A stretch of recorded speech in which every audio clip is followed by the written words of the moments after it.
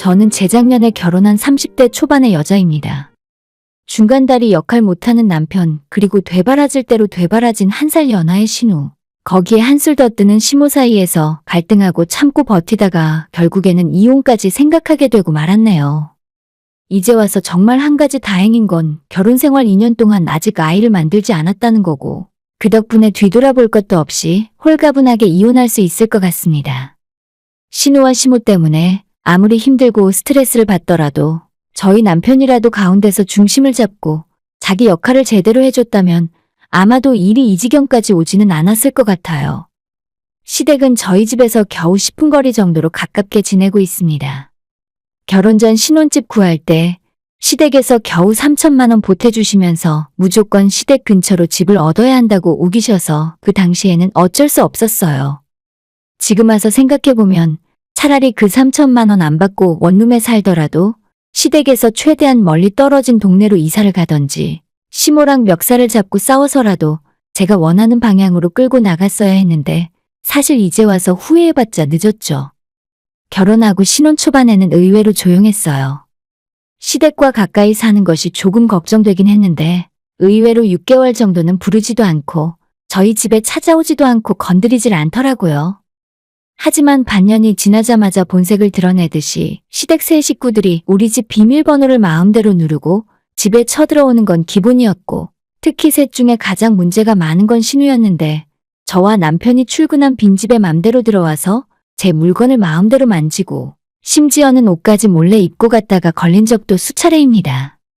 막장도 세상에 이런 막장이 또 있을까 싶고 집 현관문 비밀번호를 바꿔봐도 어차피 남편이 바로 가르쳐주기 때문에 아무런 소용도 없었어요. 저와 결혼하기 전에 남편은 매우 이성적이고 합리적인 사람이라 생각했었고 시댁 문제에 있어서도 중재자 역할을 제대로 해줄 거라고 믿었는데 같이 살기 시작했더니 본인 집안 식구들에 대해서는 말 한마디 못하는 바보 등신 천치가 따로 없더라고요. 그냥 저한테 다 참으라고만 하는 한심한 인간 그 자체였습니다. 하지만 남편이나 시댁 식구들이 착각을 한 것이 하나 있었는데 제가 겉으로 보기에는 만만하고 순둥순둥한 느낌이지만 그런 외모와는 다르게 진짜 제 성격은 부당한 일을 참지 못하고 상대방이 선을 넘는 순간 뚜껑이 열리고 눈이 완전 뒤집혀버린다는 것이었어요. 예전에 제가 대학을 막 졸업하고 20대 중반 나이에 다니던 첫 직장에서 대머리 훌러덩 벗겨진 50살 넘은 부장이 저랑 얼굴 마주칠 때마다 농담 반 진담 반으로 우리 연애 한번 할까? 소민 씨 뭐 좋아해? 소민 씨 좋아하는 삼겹살에 소주 한잔 어때? 라는 식으로 들이대더라고요. 애까지 둘이나 있는 유부남이 허구한 날 지나다니며 추파를 던지다 못해 어느 날은 회사 복도에서 뽀뽀 한번 하자고 들이대는 순간 바로 경찰 부르고 저희 회사 인사과에 신고하면서 그 자식 개망신 주고 20년 다닌 직장을 그만두게 만들어버렸습니다. 물론 그 일 때문에 저도 몇 달 후 정규직 전환 안 되고 회사를 나와야만 했었지만 상대방 대머리 부장은 회사 잘린 것도 모자라 가정 파탄 나고 아내에게 이혼까지 당했다고 전해 들었어요. 그 당시 회사 내에서 저한테 너가 좀 참지 그랬냐고 몇 달만 참았으면 정규직 전환됐을 거라며 위로 아닌 위로를 건넸었지만 저는 제가 좀 손해보는 한이 있더라도 당한 그대로 갚아줘야 직성이 풀리는 성미라 어쩔 수가 없었습니다. 저희 시댁 인간들이 지금까지 몇 번이나 선을 넘나들었고 당연히 저는 그때마다 참고 넘어가기가 너무 힘들었지만 이 문제를 크게 만들어서 남편과 싸우고 결국엔 이혼녀가 되는 결말을 원한 건 아니었어요. 어떻게든 남편 믿고 시작한 결혼 생활인데 이혼녀 딱지다는 것은 죽어도 싫었었고 죽이 되든 밥이 되든 한번 결혼했으면 끝까지 참고 사는 것이 맞는 건 줄 알았습니다.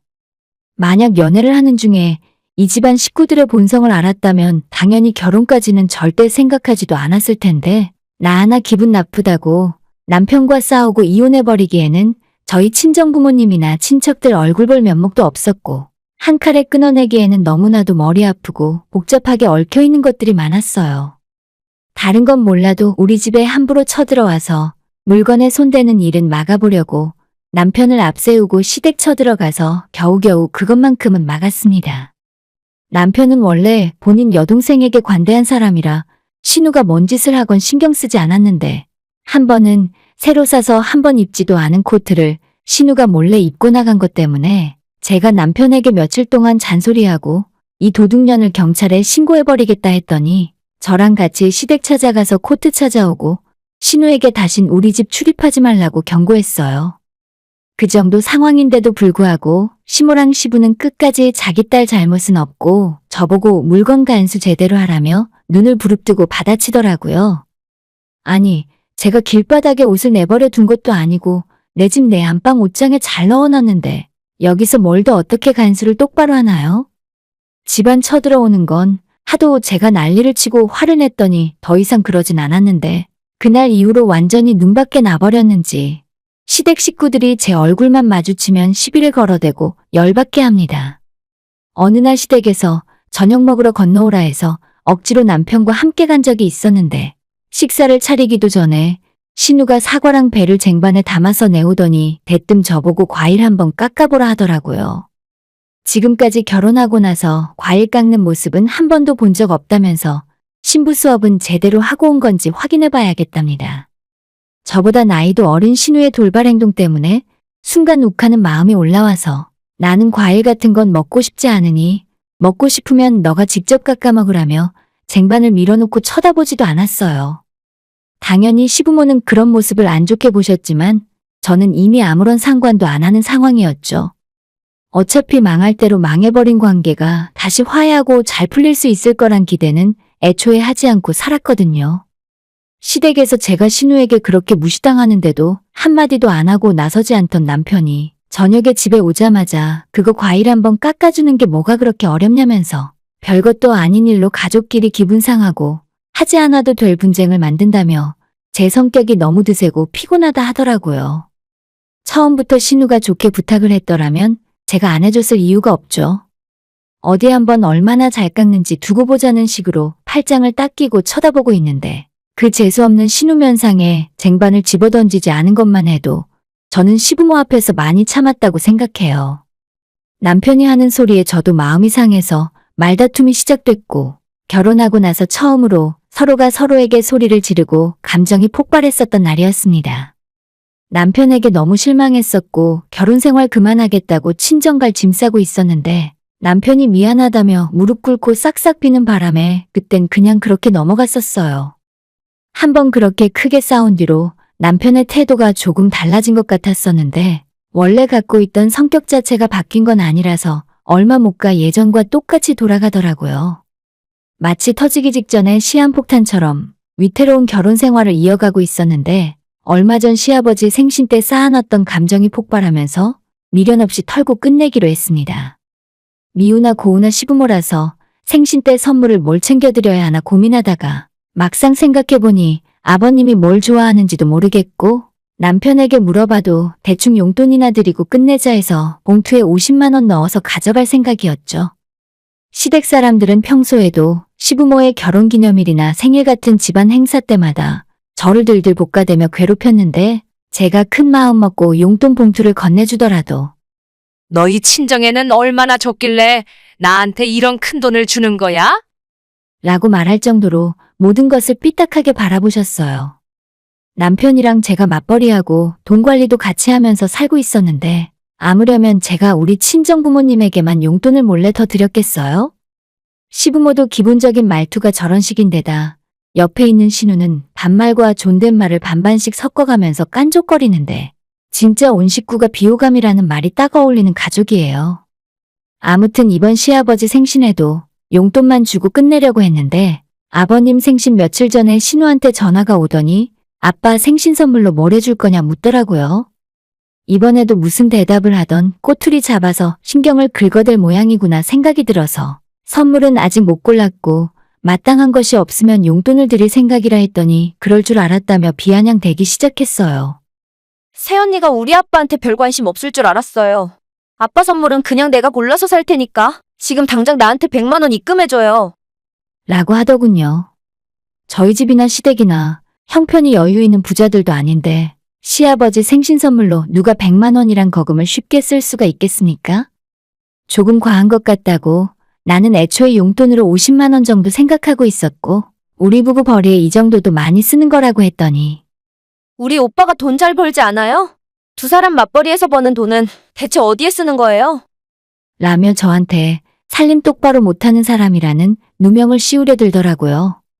진짜 제가 그날 낮부터 직장에서 안 좋은 일도 있었고 일진 자체가 싸나운 날이라 안 그래도 스트레스가 쌓여 있었는데 신우까지 신경을 벅벅 긁고 있으니 눈이 뒤집히기 직전의 상황이었습니다.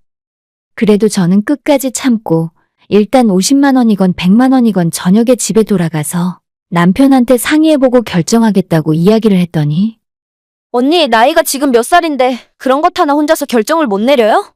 애초에 능력이 부족해서 그런 거지. 돈 잘 버는 며느리였으면 시아버지 생일날 겨우 100만 원도 못 쓰겠어요.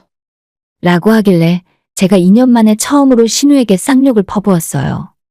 야, 나보다 나이도 어린 것이 어디 싸가지 없게. 너 나한테 돈 맡겨놨어?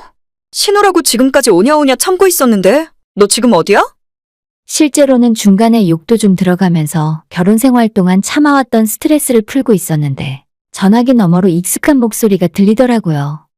너 지금 내 딸한테 뭐라고 했어? 하필 신우 옆에 시어머니가 같이 있더라고요.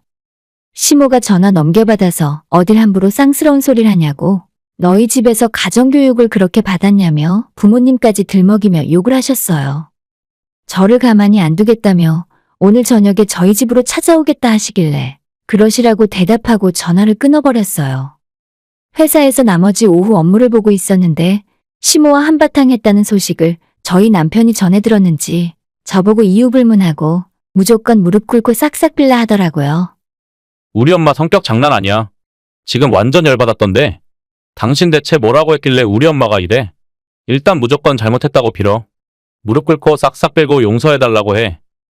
남편의 문자를 가볍게 무시한 채로 퇴근하고 집에 돌아왔더니 우리 집 거실 소파에 시부모님과 신우까지 함께 와서 앉아 있더라고요.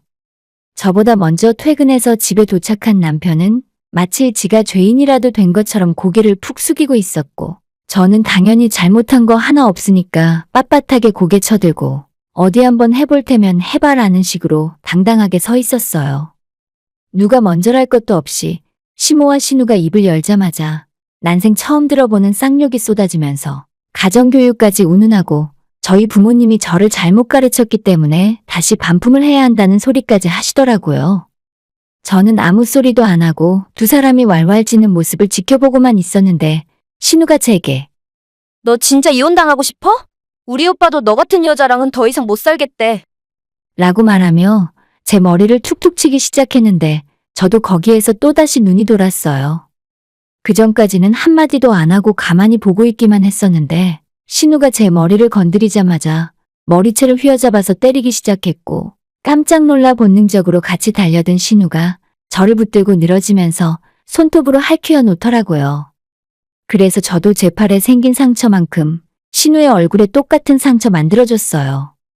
죽겠다며 신우가 비명을 지르고 저는 옆에서 누가 저를 아무리 뜯어말리더라도 손에 꽉 쥐고 있는 신우의 머리채만큼은 끝까지 놓지 않고 있었습니다. 그때 너무 상황이 엉망진창이라 정확하게 기억나는 건 몇 가지 없지만 제 다리를 붙들고 늘어지는 시어머니를 발로 걷어찼더니 억하고 나뒹굴던 모습은 생생하게 기억나네요. 말리는 남편 뺨을 때리다가 저도 같이 얻어맞기도 하고 제가 그 집안에서 어떻게 빠져나왔는지 모르겠는데 나중에 정신을 차려보니 저 혼자 아파트 밖으로 나와 있었고 그때까지도 힘을 풀지 않고 한쪽 손은 주먹을 꽉 쥐고 있었는데 거기에 신우의 머리털이 한 주먹 가득 뜯겨 있었습니다. 떨리는 손으로 지나가는 택시를 잡아타고 친정집으로 향했는데 이상하게 눈물도 안 나고 택시 안에서 머릿속은 맑아지고 점점 속이 시원해지면서 답답하게 담아두고 있던 스트레스가 확 내려가는 기분이 들었어요. 친정에 도착하자마자 당연히 저희 부모님은 제 말도 안 되는 몰골을 보고 발칵 뒤집어졌고 부모님 얼굴을 보고 안도감이 들어서 그랬는지 그제서야 온몸이 여기저기가 아파오며 눈물이 왈칵 터지더라고요. 영문도 모르는 친정엄마는 저를 품에 안아주셨고 그 품에서 한참을 울었습니다. 그날은 그렇게 지나갔고 혹시나 이혼하는데 도움이 될까 싶어서 다음날 아침이 되자마자 병원 가서 진단서부터 끊어놨어요. 이런 상황에서도 남편은 제게 연락조차 한 통 없었고 시모가 대신 전화하더니 신우 얼굴이 완전 박살이 나버렸는데 아직 시집도 못 간 처녀를 이렇게 만들어 놓은 걸 어떻게 책임질 거냐 묻더라고요. 저도 신우 못지않게 두드려 맞았으니 어차피 고소해봤자 쌍방폭행이라고 큰소리쳤고 어차피 못생긴 신우 얼굴인데 조금 손 봐줬기로써니 그게 뭐가 문제냐고 해버렸어요. 시모가 또다시 저한테 쌍욕을 하길래 그때는 저도 이혼 생각하고 있었으니까 시모 하는 말을 전부 녹음해 두었습니다. 이런 사단이 난 상황에서 이틀이나 지나서야 남편이 전화해서 정말 이혼 말고 다른 방법은 없냐며 징징대는 소리를 하고 자빠져 있었어요. 그 말 듣자마자 저는 기가 막혀서 너는 너네 엄마 발로 걷어찬 여자랑 앞으로 계속 살고 싶니? 라고 말하면서 비웃어줬습니다. 헛소리하지 말고 고소할 테면 어디 해보라고 나도 가만히 있진 않을 거라고 울음장을 놓았더니 남편은 아무런 대답 없이 전화를 끊어버렸고 다음날 시모한테 전화가 와서 일 더 크게 키우지 말고 조용히 협의 이혼하고 끝내자네요. 자기들끼리 어떤 결론을 낸 건지는 모르겠지만 저도 더 이상 그 인간들과 엮이고 싶지 않아서 마지막은 깔끔하게 협의 이혼으로 끝내기로 했습니다. 이혼하는 과정에서 끝까지 남편은 전면에 나온 적도 없고 본인 귀찮고 복잡한 일은 전부 시모에게 떠넘기고 숨더라고요. 내가 저런 인간 믿고 결혼하고 살았으니 나도 정말 사람 볼 줄 모르는 등신 같은 년이었다 생각이 들었어요. 시모와 전화통화하면서 이혼 협의사항에 대해 이야기를 나누고 있었는데 전화기 너머로 신우가 소리를 지르면서 자기가 더 많이 얻어맞았는데 왜 고소를 안 하냐며 소리를 바락바락 지르는 모습이 조금 웃기더라고요. 지금은 모든 상황이 마무리가 된 상태인데 아직 제 팔에 시모가 손톱으로 뜯어놓은 자국이 조금 남아있긴 합니다. 흉지면 어떡하나 짜증이 좀 나다가도 내가 신우 얼굴에 똑같이 만들어 놓은 것 때문에 속 시원한 기분도 들어요. 예전에는 이혼하면 세상 사람들이 날 어떻게 바라볼까 그게 너무 무서워서 이혼은 꿈도 못 꾸고 참고 살았지만 지금은 그게 중요한 문제가 아닌 것 같더라고요. 괜히 남 눈치 보며 참고 사느니 아니다 싶으면 속 시원하게 한번 터뜨리고 하루 빨리 끝내고 정리하는 것이 맞다 싶어요. 오늘의 사연은 여기까지입니다. 구독과 좋아요, 알림 설정 부탁드려요. 다들 행복하시고 좋은 하루 되세요.